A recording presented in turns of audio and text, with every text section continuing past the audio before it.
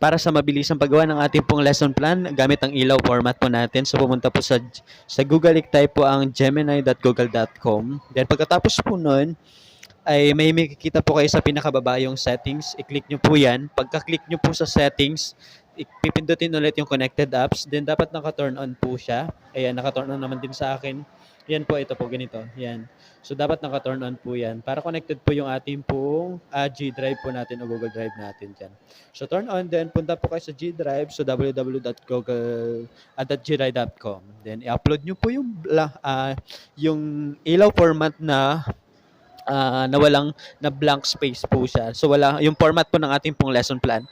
So i-upload ko lang, in-upload ko yung aking DLL format. And wala po itong laman. Ayan, pagka-upload po nito, teachers, ay ito po yung lalabas. I-click nyo po yung na-upload po ninyo. Then ganito po ang lalabas po sa inyo pong G Drive. Then pagka-click nyo po sa pinakababa po dyan, ayan, wala po yung laman.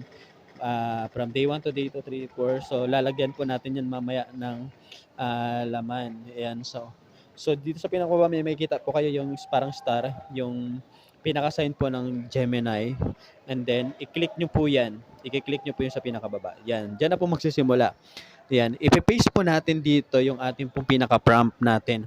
So ano po ba yung mga gusto nating ipapagawa kay Gemini? Ano gusto nating mangyari? That meron na po kayong may naihanda po na mga ipaprompt po natin. Then ipipaste ko lang mga po dyan yung ginawa ko pong prompt. And by the way, teachers, for the example po ng ating pong prompt ay ilalagay ko po sa ating description ng ating pong video. Description po natin, ilalagay ko sa pinakababa.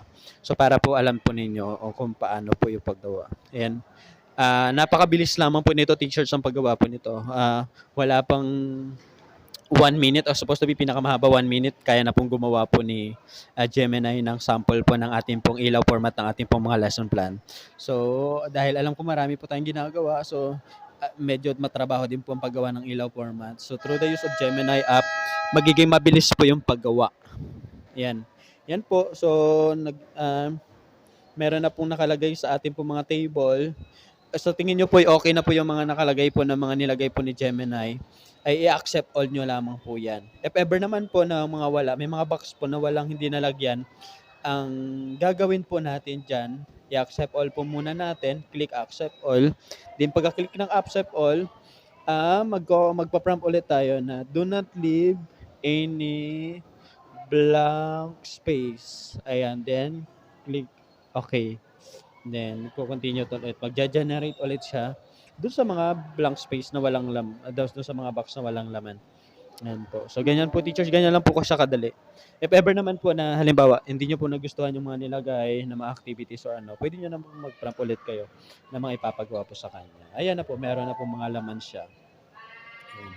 May laman na po. So, ganyan na po. Tapos na po yung ating lesson plan ng ilaw format po natin. So, ganyan lang po kadali, teachers. Ayan. So, yun. Okay na. So, nada-download naman din naman po ito. Madali lang po siya ma-download kasi naka-Google Docs naman po ito. Yung ginawa yan. So, meron na pong lahat laman. So, ready na po ang ating pong lesson plan gamit yung makabagong ilaw format po natin. So, yun lamang po, teachers. I hope that nakatulong po ang video na ito para po sa inyong paggawa ng lesson plan.